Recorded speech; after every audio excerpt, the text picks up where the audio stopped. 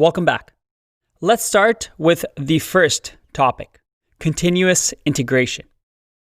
Continuous integration is this blue box over here, is a development practice where developers integrate code into a shared repository frequently, preferably several times a day. And each integration can then be verified by an automated build and automated tests. Now, let's unpack this statement so it makes sense in plain English. Continuous integration is a way for developers to use a shared repository like GitHub, and we know all about GitHub by now. And this shared repository is going to be used throughout the day. Each pull request of a bug fix or a new feature must go through an automatic build step that may include things like tests and linting to make sure that all the tests pass, all our unit tests pass, maybe we haven't made any linting or syntax error, and that everything builds, our project builds as expected. We make sure that the code is compatible with the rest of the code base. Now, one of the key benefits of integrating regularly is that you can detect errors quickly and locate them more easily. Because each change that is introduced is going to be small, and it's going to pinpoint the specific change that introduced a defect. If we make a PR or a pull request on GitHub, we run the tests and those tests fail, well, we know right away that that PR needs to get fixed. And even if it introduces a bug after it's been merged, if a bug suddenly appears, well, we know that this pull request most likely did it because it was recently introduced. So what's the point of all of this? The point is for companies to make sure that code from many developers has as little as possible bugs and that it stays consistent as much as possible. Now, I'm going to take you through a setup of this so you can actually see what I mean when I say run a build step like tests and builds. So don't worry, we're going to get to that. I want you to just have this point across though, that this process makes sure that code of the individual developers meet a certain standard. And that this way, no matter how big our teams, we can make sure that individual developers' work don't divert from the original code base. We keep things in line and in check. And continuous integration is that.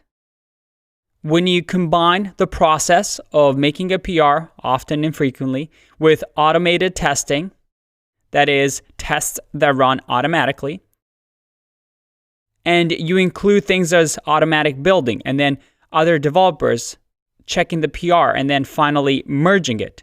By doing this, you avoid the integration hell that usually happens when people wait for release day to merge everything. Let's say the day before the big release, everybody that has been working on a feature, everybody on different features is going to merge all at once. And again, without actually facing the problem, it's going to be hard to explain this. So we're actually going to implement it in our RoboFriends app. But I want you to just remember this. Continuous integration puts a great emphasis on testing automation to check that the application is not broken whenever a new commit or a PR pull request is integrated into the main branch. You see over here that we make a PR, the tests automatically run for us, and we run the build and make sure that everything passes. And that's automatically done to make sure that before we merge, before somebody reviews our pull request, those tests pass. All right, let's go to the next one. The next one is this yellow square that overlaps continuous integration called continuous delivery. And continuous delivery is the practice of keeping your code base deployable at any point.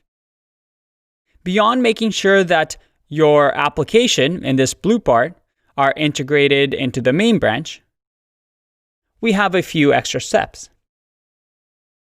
You see, it has to have all the configurations necessary to push in production whenever we want.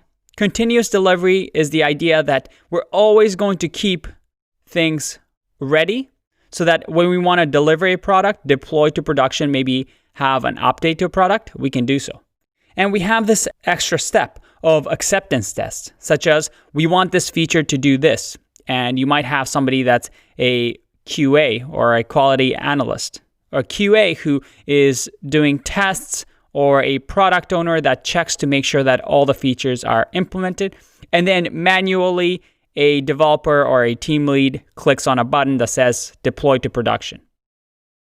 Continuous delivery, as you can see, is an extension of continuous integration to make sure that you can release new changes to your customers quickly in a sustainable way. This means that on top of having automated your testing, you also have to automate the release process so that you can deploy your production, as I said before, at any point in time. In theory, with continuous delivery process in your company, you can decide to release daily, weekly, every night, or whatever suits your business requirement. But the idea of continuous delivery is that ideally, just like we did with continuous integration and making small but often PRs and merging our pull requests and features as often as possible, with continuous delivery, it works really, really well when you start doing small release batches. You might have noticed on your phone how your apps get always updated. You have new patches, new versions almost every week. And they practice continuous delivery of making small incremental changes to the app that are easy to troubleshoot in case there's a problem and they have to go back and fix things. All right, it's not just these two. I know the title says CI/CD, and I lied a bit. There's one more, and that is continuous deployment. It's closely related to continuous delivery, and it is referring to keeping your application deployable at any point in time, just like we have with continuous delivery. But there's one small difference. Unlike continuous delivery, continuous deployment goes straight into production. That is, there's no manual developer or team lead or manager that clicks a button and says, all right, all the acceptance tests have passed, everything checks out, I'm going to deploy to production. Continuous deployment is a philosophy where you say, if acceptance tests are automatically passed, well, automatically it's going to deploy to production. And you might have noticed continuous delivery when you look at GitHub Pages. With GitHub Pages, such as the RoboFriends Redux, we see that we have our app deployed. And anytime I merge into master a new version, maybe I want to title this to something different. We might want to make some changes here, maybe change the title, maybe change the color. But anytime I merge into master here, this link is going to be updated because it references whatever is in master. And this is similar to continuous deployment. Every time it's merged and all my tests pass, well, whatever the users see or is deployed is automatically going to be changed as well. Now, why am I teaching you all this? It's because continuous deployment and continuous delivery have developed as best practices for keeping your application in a good state, in a deployable state at any point. And this is just good practice to have. This allows your team to move fast while keeping high quality standards that can be checked automatically. You see, a lot of top companies practice this way of developing their code base. As a matter of fact, if it's your first couple of days at a large company, you'll probably be getting introduced to this process, so you're familiar with it. So just remember this. Continuous deployment goes one step further than the continuous delivery. With this practice, every change that passes all stages of your production, what we call pipeline, this process is released to your customers. There's no human intervention, and only a failed test will prevent a new change to be deployed to production. Now, once again, this is going to be really, really confusing if you see this for the first time. We're going to actually build a pipeline, a build step, a continuous integration step, so that you understand what the benefits are and how to do it at your company. However, let's talk a little bit more about this in the next video. I'll see you in that one. Bye-bye.